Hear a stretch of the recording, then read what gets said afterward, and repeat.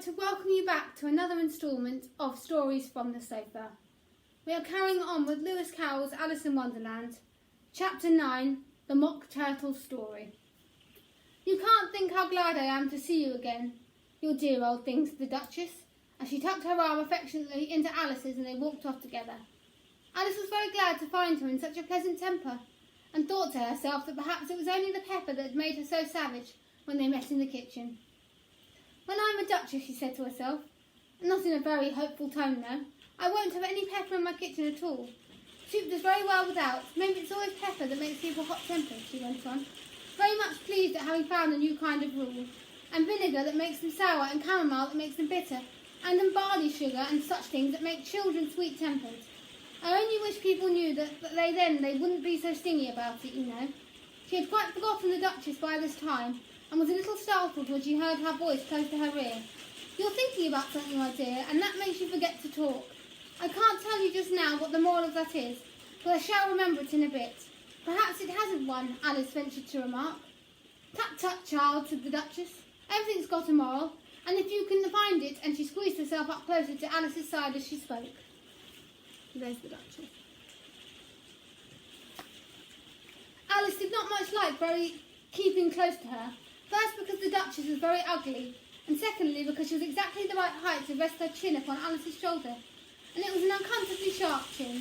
However, she did not like to be rude, so she bore it as well as she could.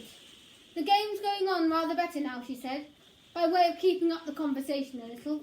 "'Tis so," said the Duchess, with the moral of that is, "Oh, 'tis love, and makes the world go round." "Somebody," said Alice, whispered. "That's done very everybody minding their own business." "Ah, well, it means the same thing," said the Duchess, digging her sharp little chin to Alice's shoulder as she added, "and the moral of that is, take care of the scents and sounds that will take care of themselves. I dare say you're wondering why I don't put my arm round your waist," the Duchess said after a pause. "The reason is I'm doubtful that it hadn't of your flamingo." "So I tried the experiment. He might bite," as Alice cautiously replied, not feeling at all anxious to have had the experiment tried. "Very true," said the Duchess. "Flamingos and mustard both bite, and the moral of that is, birds of a feather flock together, only mustard isn't a bird," Alice remarked. "Right as usual," said the Duchess. "What a clear way you have of putting things." "It's a minimal, I think," said Alice. "Of course it is," said the Duchess, who seemed ready to agree to everything that Alice said. "There's a large mustard mine near here, and the moral of that is, the more there is of mine, the less there is of yours." "Oh, I know," exclaimed Alice, who had not attended to this last remark. "It's a vegetable. It doesn't look like one, but it is." "I quite agree with you," said the Duchess. "And the moral of that is, be what you would seem to be, or if you like it, put more simply, never imagine yourself not to be. Otherwise that what you might appear to others, that what you were, or might have been, were not otherwise than what you would have been, have appeared to them to be otherwise." "I think I should understand that better," Alice said, very politely, "if I'd written it down, but I can't quite follow it as you say it." "There's nothing to what I could say if I chose," said the Duchess replied in a pleased tone. "Pray don't trouble yourself to say it any longer than that," said Alice. "Oh, I don't talk about trouble," said the Duchess. "I'll make you a present of everything I've said as yet." A cheap sort of present, thought Alice. "I'm glad they don't give birthday presents like that," but she did not venture to say it out loud. Thinking again, the Duchess asked, with another dig of her sharp little chin. "I've a right to think," said Alice sharply, for she was beginning to feel a little worried. Just about as much right, said the Duchess, as pigs have to fly in the M. But there, to Alice's surprise, the Duchess's voice died away, even with her favourite word, moral, and the arm that was linked into hers began to tremble. Alice looked up, and there stood the Queen in front of them, with her arms folded, frowning like a thunderstorm. "A fine day, your Majesty," the Duchess began in a low, weak voice. "Now I give you a fair warning," shouted the Queen, stamping on the ground as she spoke. "Either you or your head must be taken off, and that in about half no time. Take your choice." The Duchess took her choice and was gone in a moment. "Let's go on with the game," the Queen said to Alice, and Alice was too much frightened to say a word, but slowly followed her back to the croquet ground. The other guests had taken advantage of the Queen's absence, and were resting in the shade, whether the moment they saw her they hurried back to the game, and the Queen merely remarking that a moment's delay would cost them their lives. All the time they were playing, the Queen never left off quarrelling with the other players, and shouting, "Off with his head," or "Off with her head." Those whom she sentenced were taken into custody by the soldiers, who of course had to leave off being archers to do this, so by the end of half an hour also there were no left archers, and all the players except the king, the queen and Alice were in custody under sentence of execution. Then the queen left off, quite out of breath, and said to Alice, "Have you seen the mock turtle yet?" "No," said Alice. "I don't even know what a mock turtle is." "It's the thing mock turtle soup is made from," said the queen. "I never saw one or heard of one," said Alice. "Come on then," said the queen, "and he shall tell you his story." As they walked off together, Alice heard the king say in a low voice, "That's the company generally. You're all pardoned. Come, that's a good thing," she said to herself, for she had felt quite unhappy at the number of executions the queen had ordered. I think this is a mock turtle, but I'm not sure. We'll find out. They were very soon came upon a griffin. Oh, it's a griffin. Lying fast asleep in the sun. If you don't know what a griffin is, look at the picture. "Up, lazy thing," said the queen, "and take this young lady to see the mock turtle, and to hear his history. I must go back and see after some executions I've ordered."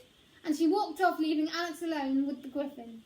Alice did not quite like the look of the creature, but on the whole she thought it would be quite as safe to stay with it as to go after that savage queen, so she waited.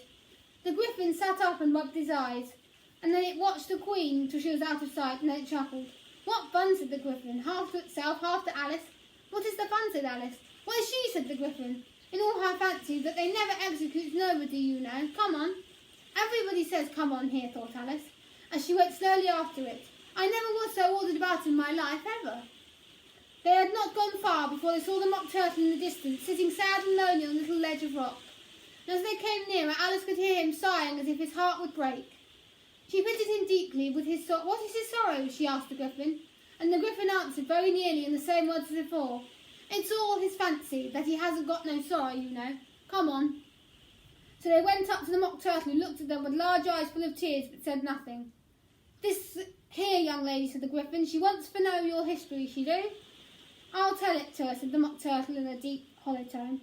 "Sit down, both of you, and don't speak a word till I've finished." So they sat down, and nobody spoke for some minutes. Alice thought to herself, "I don't see how he can even finish if he doesn't begin." But she waited patiently.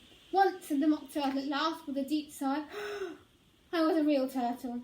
These words were followed by a very long silence, broken only by an occasional exclamation of "Hip!" from the griffin, and a constant heavy sobbing of the mock turtle. Alice was very nearly getting up and saying, "Thank you, sir, for your interesting story." But she could not help thinking there must be more to come. She sat and still nothing. So there she is, listening to the mock turtle. When we were little, the mock turtle went on at last, more calmly, through still sobbing a little now and then. "We went to school in the sea. The master was an old turtle. We used to call him Tortoise."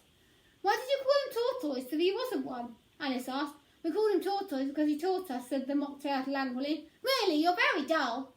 "You ought to be ashamed of yourself for answering such a simple question," added the griffin. Then they both sat silent and looked at poor Alice, who felt ready to sink into the earth. At last the griffin said to the mock turtle, "Drive on, old fellow, don't be all day about it." And he went on in these words: "Yes, he went to school in the sea, though you mayn't believe it." "I never said I didn't," interrupted Alice. "You did," said the mock turtle. "Hold your tongue," added the griffin. Before Alice could speak again, the mock turtle went on. "We had the best of educations. In fact, we went to school every day." "I've been to a day school too," said Alice. "You needn't be so proud as all that." "With extras?" asked the mock turtle a little anxiously. "Yes," said Alice. "We learned French and music and washing," said the mock turtle. "Certainly not," said Alice indignantly. "Ah, then yours wasn't really a good school," said the mock turtle in a tone of great relief. "Now at ours they had an end of the bill, French music and washing extra." "You couldn't have wanted it much," said Alice, living at the bottom of the sea. "I couldn't afford to learn it," said the mock turtle with a sigh. "I only took the regular course." "What was that?" inquired Alice. "Reading and writing, of course, to begin with," the mock turtle replied, "and then the different branches: arithmetic, ambition, distraction, uglification, and derision." "I've never heard of uglification," Alice ventured to say. "What is it?" The griffin lifted up both paws in surprise. "What, never heard of uglifying?" he exclaimed. "You know what to beautify is, I suppose." "Yes," said Alice doubtfully, "it means to make anything prettier." "Well then," the griffin went on, "if you don't know what to uglify is, you are a simpleton." Alice did not feel encouraged to ask any more questions about it, so she turned to the mock turtle and said, "What else have you to learn?"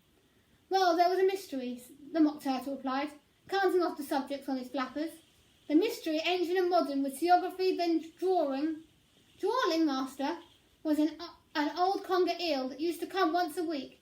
He taught us drawing, stretching, and fainting in coils. What was that like? Said Alice. Well, I can't show it to you. I can show it to you. Can't show it to you myself, the Mock Turtle said. I'm too stiff, and the Griffin never learnt it. Hadn't time, said the Griffin. I went to the classic master, though. He was an old crab, he was. I never went to him, the Mock Turtle said with a sigh. He's all laughing with a grief, they used to say. So he did, said the Griffin, sighing in his turn. And both creatures hid their faces in their paws.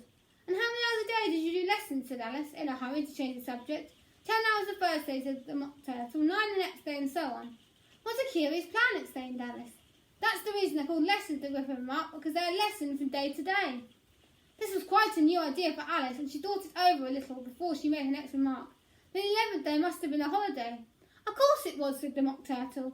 And how did you manage on the 12th, Alice went on. That's enough about lessons, the Griffin interrupted in a very decided tone. Tell us something about the games now. And that's the end of this part of Stories from the Sofa.